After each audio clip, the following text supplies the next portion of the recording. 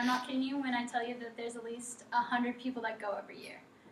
75% of it is just my mom's side of the family, and the other 25% is just girlfriends or boyfriends, family members that come with us, or coworkers now that come with us.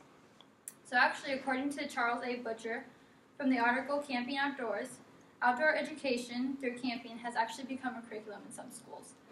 So I want to tell you how to plan a camping trip to Sequoia National Park, whether that be with family or friends, or maybe if it actually does become a school curriculum in any school that you go to. So on how to plan a trip, you need to know who is going, who is making the reservations, what supplies you'll need, and any activities that you want to plan.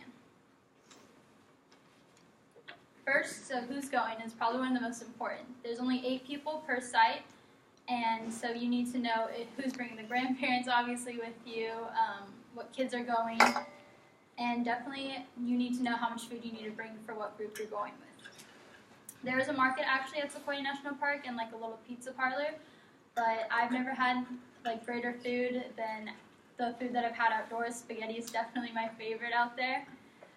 So actually, according to National Park Service, food and anything with scent should be stored, and that's because of the bears. So make sure that you always put away your food and anything with a scent. Also, the campsites are very important to get because you need to know if you're bringing a tent, an RV, or if you're going to be in a tent trailer. We have a tent trailer actually that we have, that we own, and my mom says that she will never sleep on the ground ever again, so she loves her tent trailer. So second, figure out who's going. You need to book early.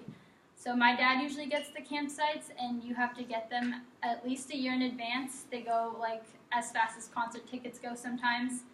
And my dad likes to be in charge of who's like where, because he likes to have us in between everybody that's quiet, because trust me when I tell you there's plenty of family drama. There's 100 of us, so what do you expect? So the supplies. Appropriate clothing is very important. You need to make sure that you're not afraid to get anything dirty, because no matter how hard you try, it will get dirty. And especially it's really cold. We go in the summer, and even at night it's still freezing. We have plenty of jackets and blankets. And so if you're going in the winter, definitely over-prepare and bring plenty of that. Also with supplies, you need to bring anything that creates noise for the bears to scare them away. Travel with groups, bring whistles, and store your food.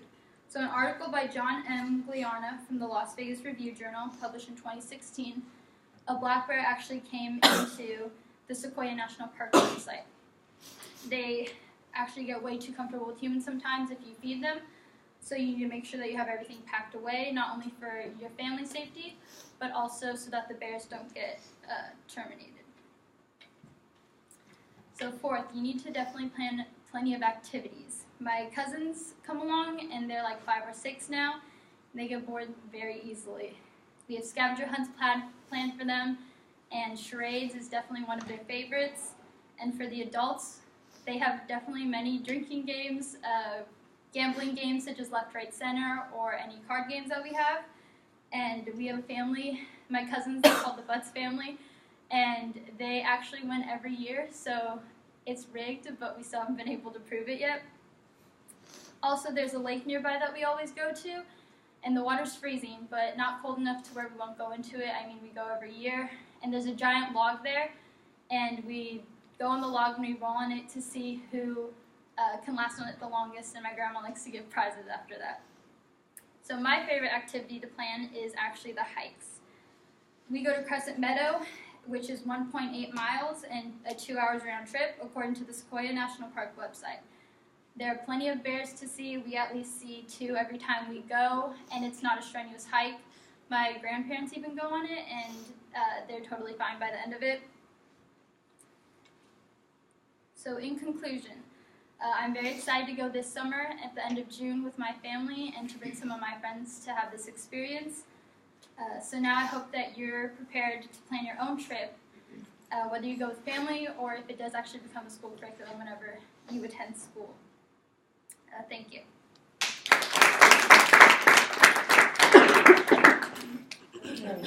How was this one? Pretty good.